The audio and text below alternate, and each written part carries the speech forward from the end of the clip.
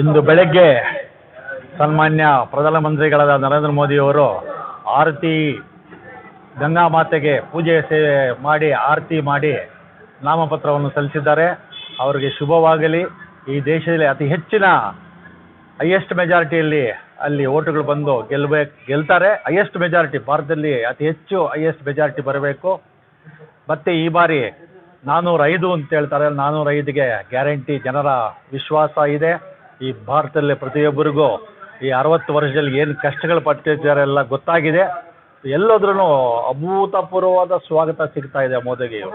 ಫಿರ್ ಏಕ್ bar Modi, ಫಿರ್ ಏಕ್ bar Modi, Modi 405 ಅನ ಅಂತ ಎಲ್ಲ ಕಡೆಯೂ ಹೈದರಾಬಾದ್ ಇರ್ಬೋದು, ಪಾಟ್ನಾದಲ್ಲಂತೂ ಅವರು ನಮ್ಮ NDA ಪಾರ್ಟ್ನರು ಸುಸ್ತಾಗ್ಬಿಟ್ರು. ಅತಿ ಹೆಚ್ಚಿನ ಸಂಖ್ಯೆಯಲ್ಲಿ ಜನ ರೋಡ್ ಶೋ ಆಯಿತು ಪಾಟ್ನಾದಲ್ಲಿ ನಿನ್ನೆ, ಮತ್ತು ಆಂಧ್ರದಲ್ಲಿ ಎಲ್ಲ ಕಡೆ ಅಭೂತಪೂರ್ವವಾದ ಲಕ್ಷಾಂತರ ಜನರ ಒಂದು ರ್ಯಾಲಿಯಲ್ಲಿ ಭಾಗವಹಿಸಿ ಅವರಿಗೆ ಆಶೀರ್ವಾದ ಜೈಕಾರ ಮಾಡ್ತಾ ಇದ್ದಾರೆ. ಈ ಬಾರಿ ಗ್ಯಾರಂಟಿ 405 ಸೀಟುಗಳು ಭಾರತದಲ್ಲಿ ಬರುತ್ತೆ.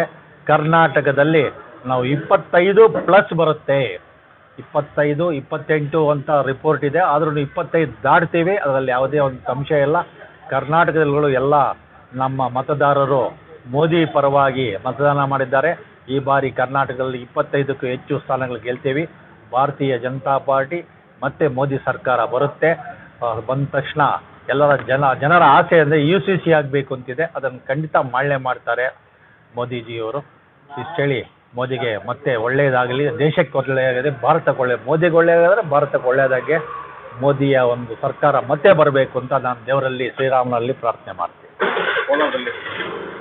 ಕೋಲಾರ ಜಿಲ್ಲೆ ನಮ್ಮದು ಕೋಲಾರ ಮಲ್ಲೇಶ್ ಅವರು ಅದು ವಿಶೇಷವಾಗಿ 1991ರಲ್ಲಿ BJPಗೆ ಹನುಮಪ್ಪ ನಿಂತಿದ್ರು. ಅದು ಆವತ್ತಿಂದ ನಾವು ಕಂಟಿನ್ಯೂಯಸ್ ಮೆಜಾರಿಟಿ ಬರ್ತಾಯಿದೆ. ಮುಳುಬಾಗಿಲಂತೂ 91ರಿಂದ ಈವರೆಗೂ ಮೊನ್ನೆ ನಮ್ಮ ಮುನ್ಸಾಮಿನ ಅಲ್ಲಿವರೆಗೂ ಮೆಜಾರಿಟಿ ಬಂತು. ಇವತ್ತು 40,000 ಮೆಜಾರಿಟಿ ಮುಳುಬಾಗಿಲು ಬರುತ್ತೆ. ಬಂಗಾರಪೇಟು ಅಷ್ಟೇ ಬರುತ್ತೆ, ಮತ್ತು ಮಾಲೂರು, ಈ 3 ತಾಲೂಕು ಸರಿ 1 ಲಕ್ಷ ಲೀಡ್ ಬರುತ್ತೆ. ಇನ್ನು 4-5 ಕಡೆ ನಾವು 5,000, 10,000 ಮೆಜಾರಿಟಿ ತಗೊಳ್ತೀವಿ. ಹೈಯೆಸ್ಟ್ ಈ 3 ತಾಲೂಕು ಮುಳುಬಾಗಿಲು, ಬಂಗಾರಪೇಟೆ ಮತ್ತು ಮಾಲೂರಲ್ಲಿ 1 ಲಕ್ಷ ಲೀಡ್ ಬರುತ್ತೆ. 1 ಲಕ್ಷಕ್ಕಿಂತ ಹೆಚ್ಚಾಗಿ ಮಲ್ಲೇಶ್ ಬಾಬು ಅವರು MP ಆಗ್ತಾ ಇದ್ದಾರೆ. MP ಆಗ್ತಾರೆ. 4ನೇ ತಾರೀಕು ಸಾಯಂಕಾಲ ಗೊತ್ತಾಗುತ್ತೆ. ನಾನು ಏನು ಹೇಳಿದ್ದೆ ಅದು ಕನ್ಫರ್ಮ್ ಆಗುತ್ತೆ. ನಿನ್ನೆ ನಡೀತು ಆಂಧ್ರದಲ್ಲಿ ಚುನಾವಣೆ, ಅದ್ರ ಬಗ್ಗೆ ನಾವು ಸರ್ ಒಂದು ಇದರಲ್ಲಿ ಹೋಗಿದ್ದು, ಪೀಲೇರಿಯಲ್ಲಿ ಕಿರಣ್ ಕುಮಾರ್ ಅಭ್ಯರ್ಥಿಯಾಗಿದ್ದರು. ನಾವು ಒಂದು 3 ದಿವಸ ಇದ್ದರು ಮದನಪಲ್ಲಿ, ಪುಂಗನೂರು ಆ ಕಡೆ ಹಳ್ಳಿಗಳಲ್ಲಿ. ಮೋದಿಯ ಒಂದು ಭಾಷಣ ಏರ್ಪಾటు ಮಾಡಿದ್ರು. ಪೀಲೇರಿಯಿಂದ 40 ಕಿಲೋಮೀಟರ್ ದೂರ, ಅಂದರೆ ಕಲಿಕರಿಯಿಂದ 20 ಕಿಲೋಮೀಟರ್ ದೂರದಲ್ಲಿ ಸುತ್ತಲೂ ಬೆಟ್ಟಗಳು. ಆ ಬೆಟ್ಟಗಳ ಮಧ್ಯದಲ್ಲಿ ಒಂದು ಫೀಲ್ಡಲ್ಲಿ ಅವರು ಪಬ್ಲಿಕ್ ಸ್ಪೀಚ್ ಅರೇಂಜ್ ಮಾಡಿದರು. ಅಲ್ಲಿ ಚಂದ್ರಬಾಬು ನಾಯ್ಡು ಮತ್ತು ಇವರು ಕೂಡ ಪವನ್ ಕಲ್ಯಾಣ್ ಬಂದಿಲ್ಲ. ಮೋದಿ ನೋಡೋದಕ್ಕೆ ಸುಮಾರು 1.5 ಲಕ್ಷ ಮೇಲೆ ಜನ ಸೇರಿದ್ರು.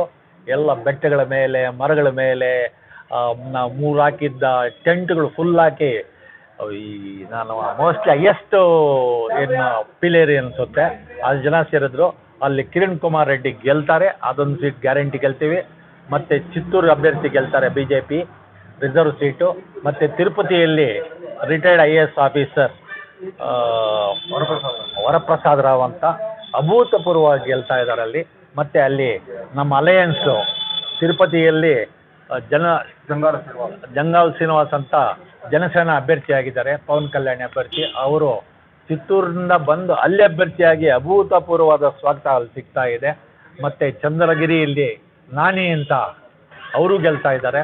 ಒಂದು ಆಂಧ್ರದಲ್ಲಿ ಮೋದಿ ಹವಾ ಜಾಸ್ತಿ ಆಗಿದೆ, ವಿಪರೀತ ಆಗಿದೆ. ಅಲ್ಲಿನ ಆಂಧ್ರ ನಾಯಕರಿಗೆ ಒಂದು ಅದ್ಭುತ ಆಗಿದೆ. ಏನಪ್ಪ ಈ ಜನ ಇದರಲ್ಲಂತೂ ವಿಶಾಖಪಟ್ಟಣಂದಲ್ಲಿ ಚಂದ್ರಬಾಬು ನಾಯ್ಡು ದಿಗ್ಭ್ರಮೆ ಆಗಿಬಿಟ್ರು. ಏನು ಇಷ್ಟು ಜನ ಸೇರಿದ್ದಾರೆ ಈ ಬಿಸಿಲಲ್ಲಿ. ಯಾಕೆಂದ್ರೆ 4 ಗಂಟೆಯಲ್ಲಿ ವಿಶಾಖಪಟ್ಟಣ ಅಂದರೆ 43-44 ಡಿಗ್ರಿಯಲ್ಲಿ ಲಕ್ಷಾಂತರ ಜನ ರೋಡ್ ಶೋಲ್ಲಿ ಭಾಗವಹಿಸಿದ್ರು. ಎಲ್ಲರೂ ಜನನೂ ಖುಷಿಯಾಗಿದ್ದಾರೆ. ಈ ಬಾರಿ ಮೋದಿ ಸರ್ಕಾರ ಬರುತ್ತೆ. ಆಂಧ್ರದಲ್ಲಿ TDP ಸರ್ಕಾರ ರಚನೆ ಆಗುತ್ತೆ.